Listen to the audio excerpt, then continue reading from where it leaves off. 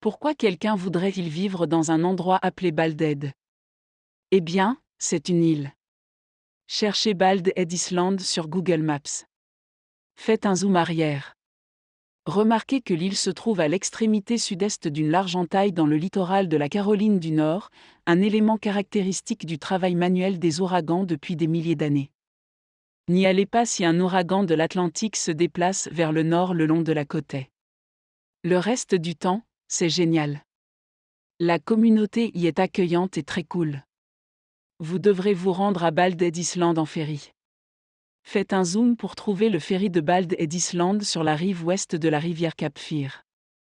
Vous y garez votre voiture, achèterez un billet aller-retour, puis profiterez du trajet en ferry jusqu'à l'île, où les voiturettes de golf sont le mode de transport.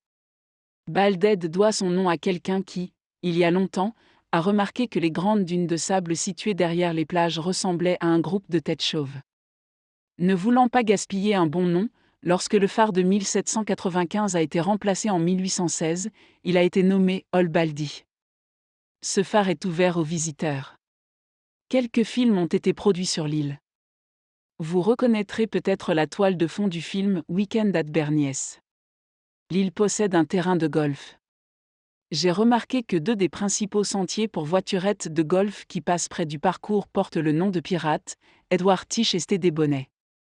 Aux États-Unis, nous avons cessé d'entendre parler de pirates actifs au milieu des années 1700, probablement à peu près au moment où les premiers habitants sont arrivés sur l'île de Bald-Head. Alors, où sont allés les pirates? Sont-ils devenus des golfeurs?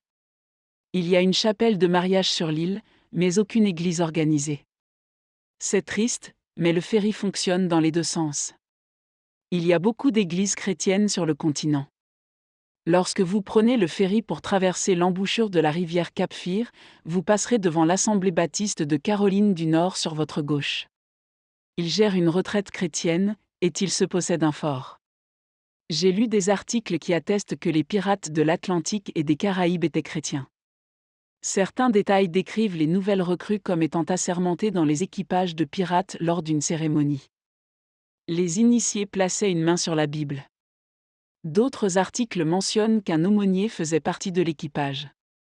Mon explication, au XVIIe et XVIIIe siècle, de nombreux jeunes hommes pauvres ont été kidnappés en Angleterre, en Écosse, en Irlande et au pays de Galles et forcés de servir comme marins sur les navires de la marine britannique et les navires marchands. Il est probable que beaucoup de ces kidnappés étaient chrétiens. Comment réagiriez-vous si un équipage de pirates battait vos oppresseurs et vous offrait une part égale du butin si vous les rejoigniez de plein gré? Les personnes qui deviennent chrétiennes sont des pécheurs qui croient que Dieu a permis que son Fils, Jésus, soit sacrifié pour le péché de l'humanité. Les chrétiens tentent de se montrer dignes de la grâce de Dieu en pratiquant cette croyance, qu'ils soient pirates, golfeurs, ou comme vous et moi.